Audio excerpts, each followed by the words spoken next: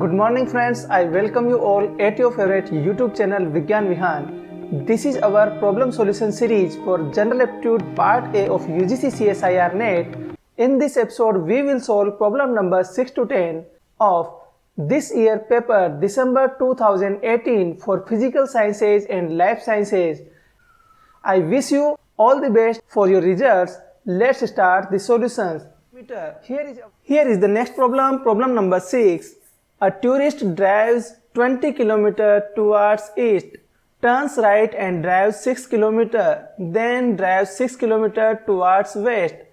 He then turns to his left and drives a 4 km and finally turns right and drives 14 km. Where is he from his starting point? There are 4 options. The correct answer of this problem is option 4, that is 10 km towards south. Here is our first problem, problem number 6.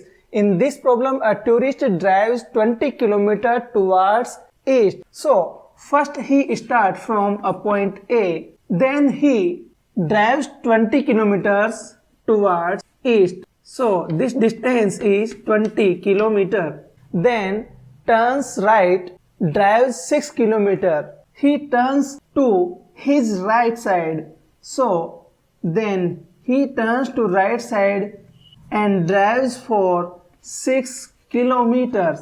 For his traveling, next step, he drives 6 kilometers towards west. Towards west, he is driving again 6 kilometers.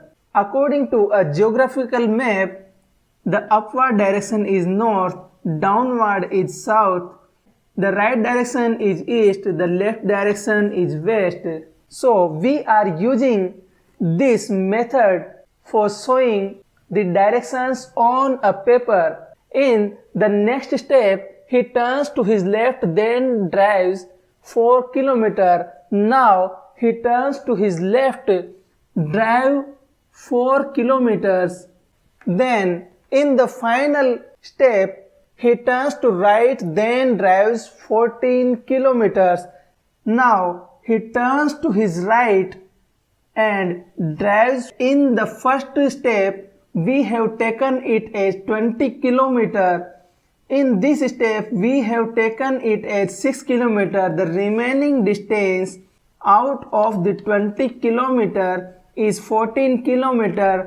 The final position of this tourist is B, which is now 6 plus 4 kilometers, that is 10 kilometers southward from the initial point. What's question asking? Where is he from his starting point? The correct answer of this problem is option 4, 10 kilometers towards south. Problem number 7. In an examination, 100 questions of 1 mark each are given. After the examination, 20 questions are deleted from evaluation, leaving 80 questions with a total of 100 marks. Student A has answered 4 of the deleted questions correctly and got 40 marks, whereas student B had answered 10 of the deleted questions correctly and got 35 marks. In this situation, the correct answer of this problem is option 3, B lost more than A.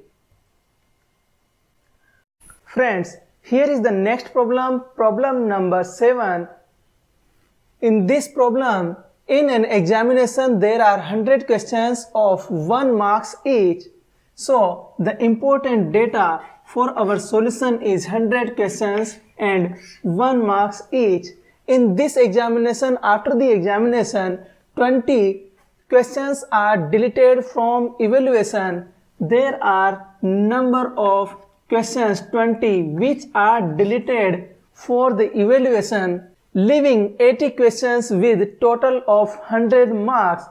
There are now only 80 questions for evaluation which have weightage of 100 marks. These are 80 questions having 100 marks. The candidate A answered 4 of the deleted questions. He answered 4 of the deleted questions correctly and got 40 marks. A got 40 marks. According to the latter method of evaluation, he is getting 40 out of 100. But in the real situation, there are only 80 number of questions which would be evaluated.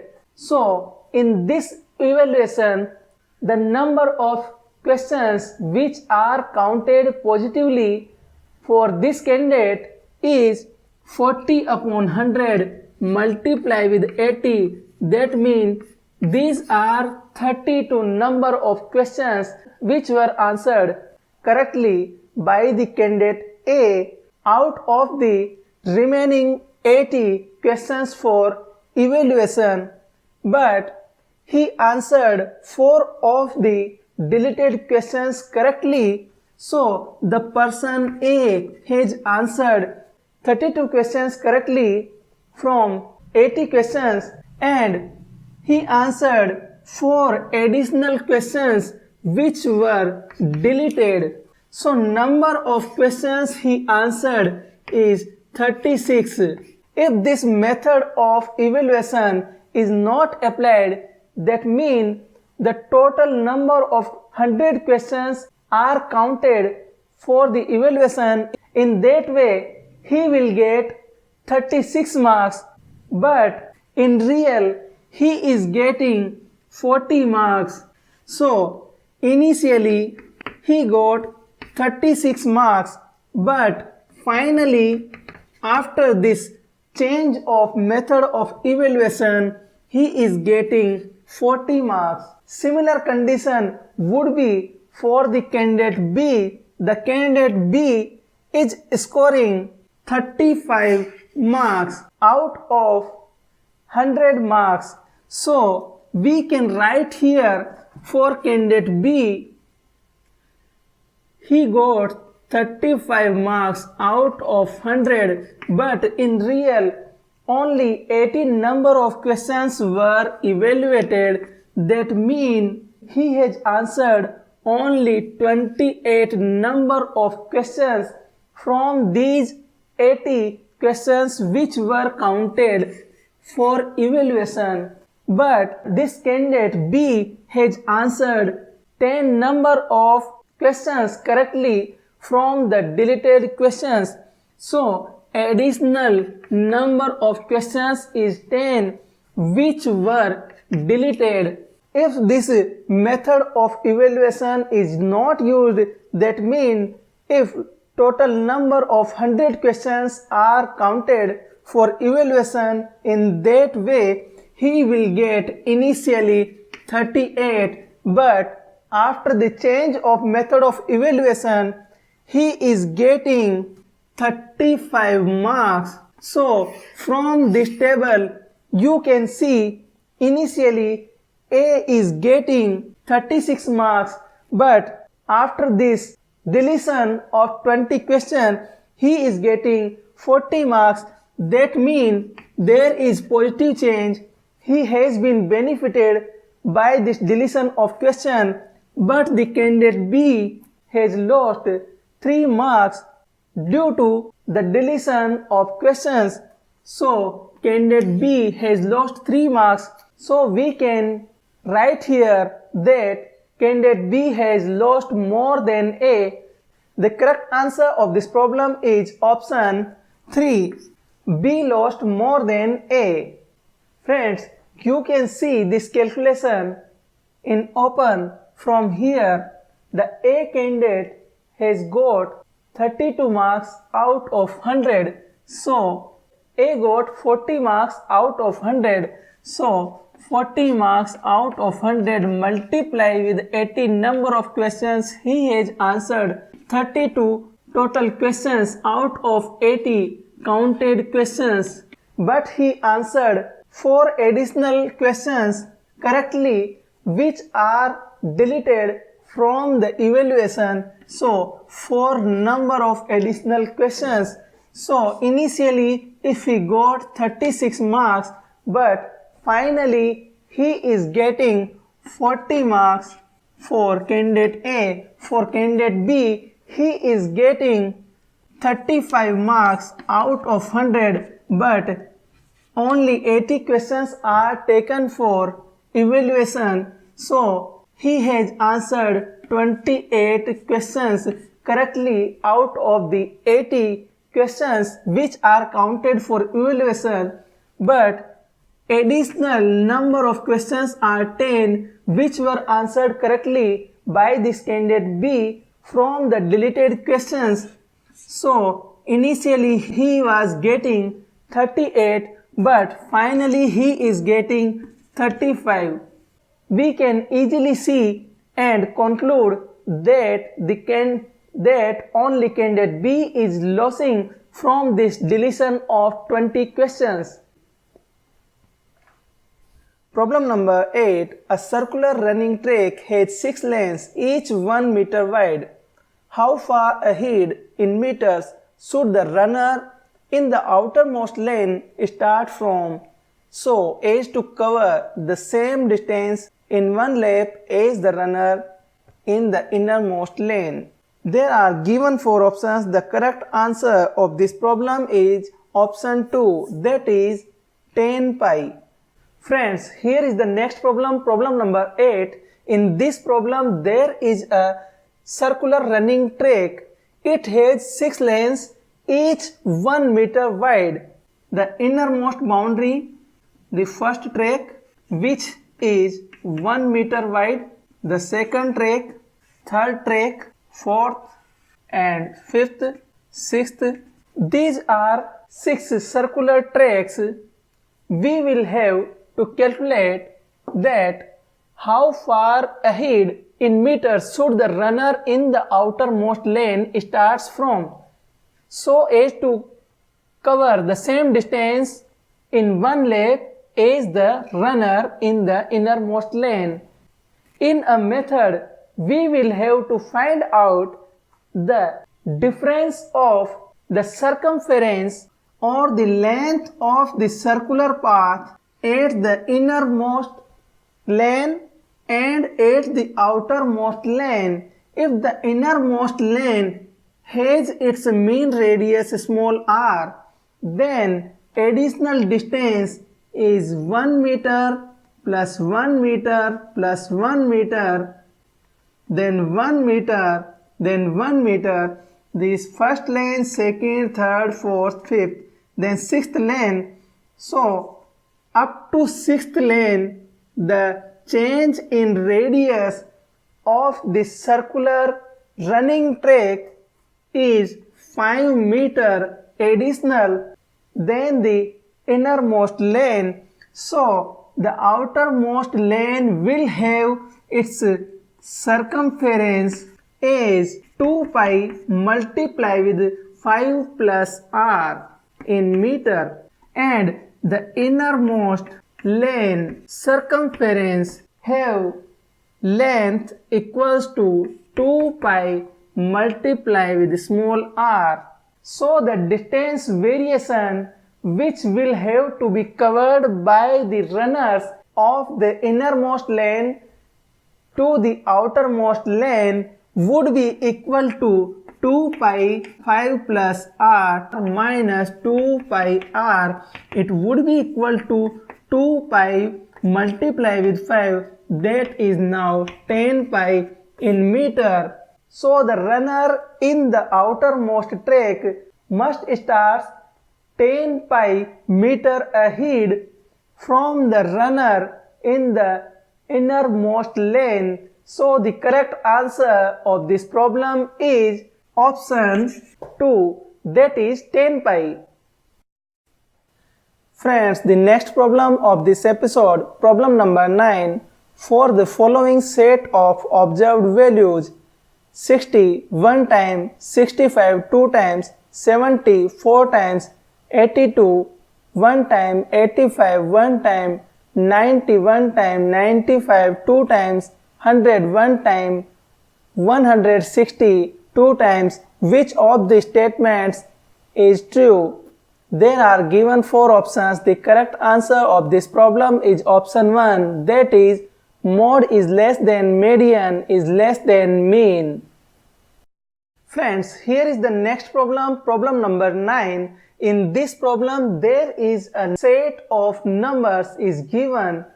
In this set, 60 comes 1 time, 65 comes 2 times, 70 comes 4 times, 82, 85, 90 comes each 1 time, 95 comes 2 times, 100 comes 1 time, 160 comes 2 times. We will have to compare between mean, median and mode from this given set of numbers. For mode, the maximum number of times is coming 70, so mode of this series is 70. Mode of this series is 70.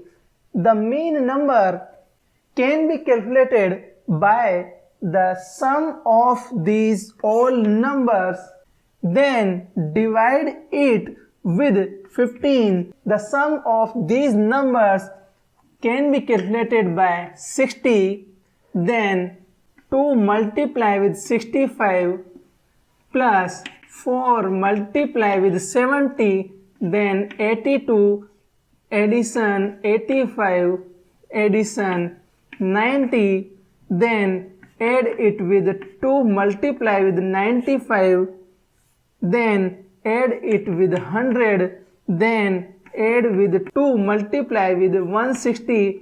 So the sum of these numbers would be equal to 1337. We will divide it with 15 to get the mean, which would be nearly equal to 89.13. So mean value we can write here is 89. The median. First we arrange the given numbers in ascending order. There are total numbers in the given set is equal to 1 plus 2, that is 3 plus 4, that is 7 up to here. Then additional 3 plus 5 would be equal to 8. So the total number of the given numbers is 15 here.